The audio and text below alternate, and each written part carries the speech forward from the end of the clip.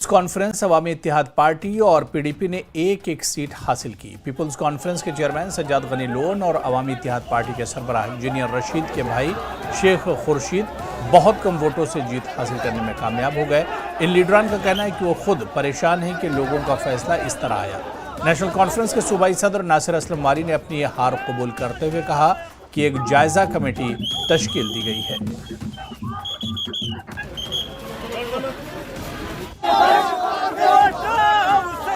का रिजल्ट अभी तो आया है, इसको एनालाइज करने में थोड़ा टाइम लगेगा। बूथ वाइज हमें कहाँ कमी रही, ओवरऑल हमारी कहाँ कमी रही होगी, कोई कैंपेन में कमी रही, कहीं अवामी राब्ते में कमी रही या दूसरी पार्टी ज़्यादा मजबूत रही, सबका एनालाइज करने में थोड़ा सा वक्त लगेगा।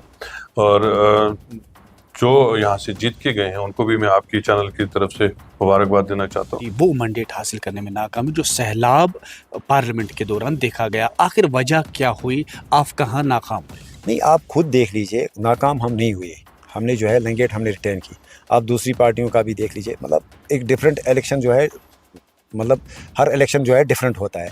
तो अगर हम देखेंगे, हम तो इस एंगल से भी देख सकते हैं कि हमने कामयाबी हासिल की, क्योंकि इस वक्त जो है हमने पार्टी जो है इस वक्त सेंट्रल कश्मीर में और साउथ कश्मीर में जो है हमने इस वक्त पार्टी लॉन्च की। एक अच्छा खासा वोट शेयर हमने वहाँ पे हासिल किया। जहाँ पिछली बार मैं यहाँ से चुनकर आया तो मैं हिंदुस्तान की सबसे एम्पावर्ड और पावरफुल असेंबली में जाऊँ, और आज अनफॉर्चुनेटली जो 5 अगस्त को हुआ उसके बाद अब यहाँ से जो मैं सर्टिफिकेट लेकर जाऊँगा तो हिंदुस्तान की सबसे कमज़ोर असेंबली। थोड़ा शॉकिंग है, इवन जो यहाँ मार्जिन है वो शॉकिंग है, लेकिन मैं ये कहना चाहता हूँ जैसे लंगेट में है 100% नेशनल कॉन्फ्रेंस के वर्कर्स ने वहाँ इंजीनियर साहब के भाई की सपोर्ट की और उन्होंने इनकी यहाँ की। तो मैं फिर अपील करता हूँ आप कांग्रेस के जो वहाँ कैंडिडेट हैं उनसे पूछ लीजिए, मैंने सुना वो खुद